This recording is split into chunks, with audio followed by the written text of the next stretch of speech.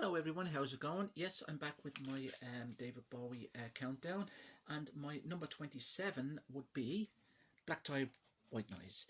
This was released in April of 1993. The album itself, it's his 18th studio album, it's his first solo release of the 90s.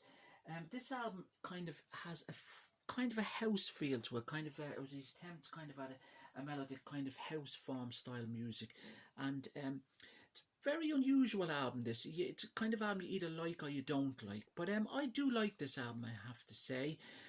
It had three singles from it, which was Jump They Say, Black Tie White Noise, and Miracle A Good Night. The album itself, it was produced by Nile Rodgers, and it also features the late great Mick Ronson as well on this album, who played guitar on the track I Feel Free. The opening track, which is the wedding song, which is an instrumental piece, which was inspired, of course, by his wedding to his wife Iman at the time. Which is quite a good track. It's an instrumental piece with all the wedding bells and all that going on. It's very experimental and kind of has a romantic feel to it, as the kind of style he wanted to create as such at the time. The second track, You've Been Around, was written with himself and Reece Gabrels, of course, who worked with him on Tin Machine, played guitar on his Tin Machine albums, and went on later to work with him, of course, on Outside, on Earthling, and on the Hours album, which he produced with Bowie as well. That was recorded during his Tin Machine 2 sessions, but Bowie found it unsatisfactory, I should say, and shelved it until this album, and redone it, and he felt that the version on this was a very good.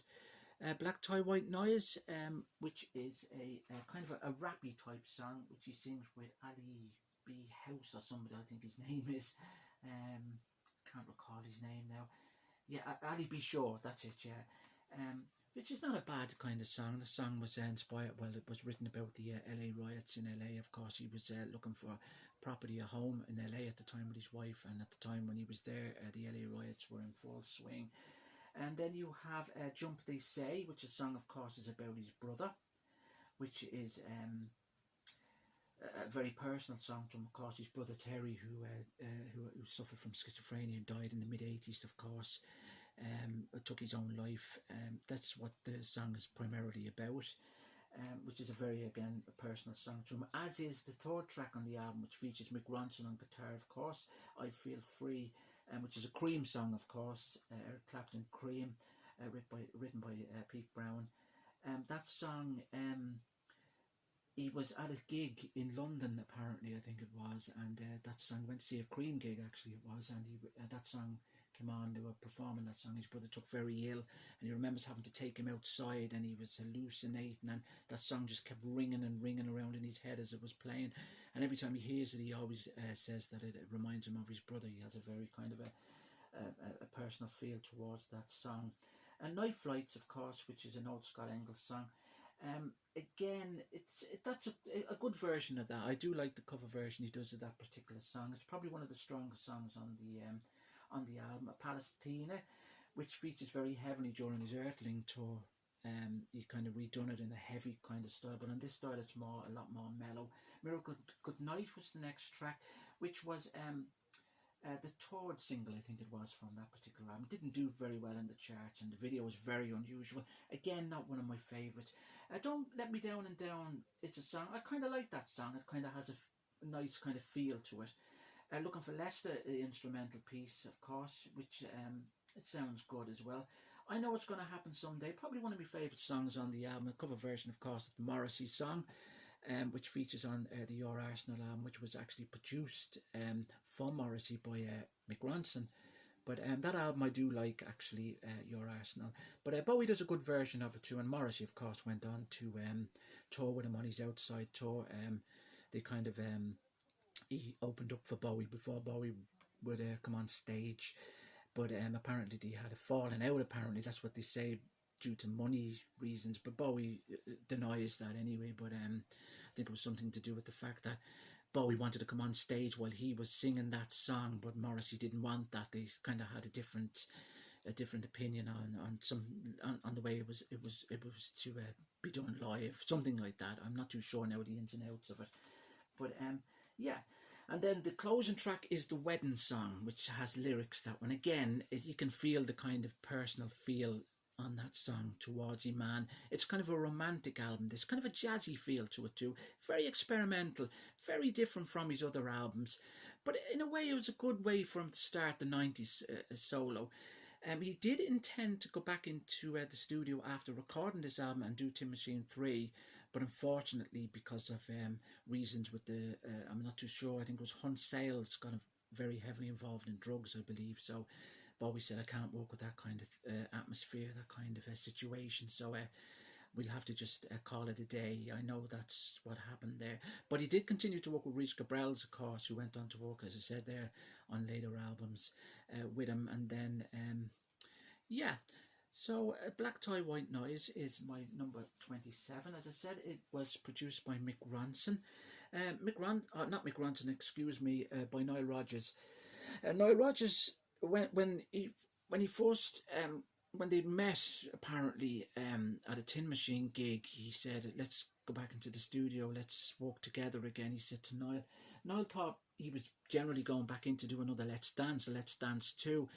But when he got there, it was totally different. The atmosphere was totally different. Bowie had totally different reasons for this album. He said it was nothing, he wanted it to be nothing like Let's Dance, and he said if it's gonna be a commercial success, it's gonna be a commercial success, but if it's not, it's not, and if it works, it works. He said it wasn't a commercial success, Black Tie, White Noise, although it was number one in the English charts. I think it debuted in the top 10, but it got to number one after a couple of weeks, I believe. It done well also in the States as well, and in other countries.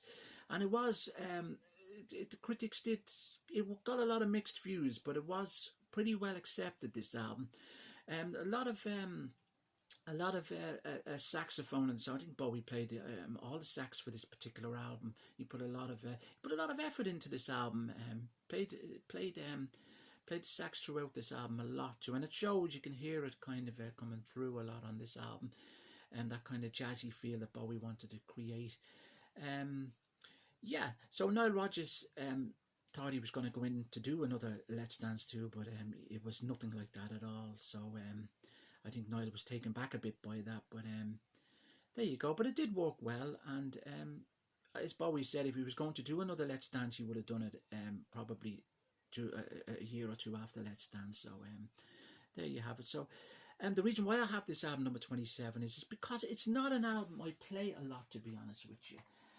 But I do like this album. I wouldn't put it down in any way. I think it's a very personal album to Bowie, and there are some very good work on this album, yeah. And when it came out in 93, I did like it. Wasn't over mad on it, but I did like this album, to be honest with you. It got a re-release on the actual album itself. The actual vinyl itself hasn't been released. That's the original release from 1993, which is pretty hard to come by now, primarily because that record company actually went into liquidation, and at the time there wasn't many of them pressed because CD was coming in very much into form in the mid-90s, early 90s, so everyone was kind of buying CDs more so than vinyl. But I bought that at the time actually when it was released, so I'm very glad to have that. The CD I also bought at the time, and I also bought the cassette at the time. It was re-released there in the early 2000s on a box set, which features a lot of remixes and things like that, and it also features a DVD that he had done about primarily the videos of Black Tie that he made, and primarily talking about the album Black Tie, interviews, so forth, and things like that, and a lot of stuff, kind of mixes and things like that is on that. So that's a nice box set to have.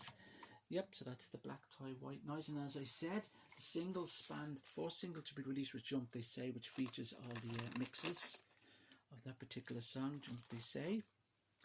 The second single, which was Black Tie, White Noise, which was, again, that features all remixes and things like that. And the third single to be released was Miracle Good Night, which has mixes of the song, dub mixes and extended mixes and things like that. Yeah, so that's the Black Tie White Noise album, and that is number 27. So I shall be back with number 26, and that incidentally is the single on cassette of Miracle Goodnight as well. So thanks for watching, and I shall be back with number 26. Thanks a lot. Bye.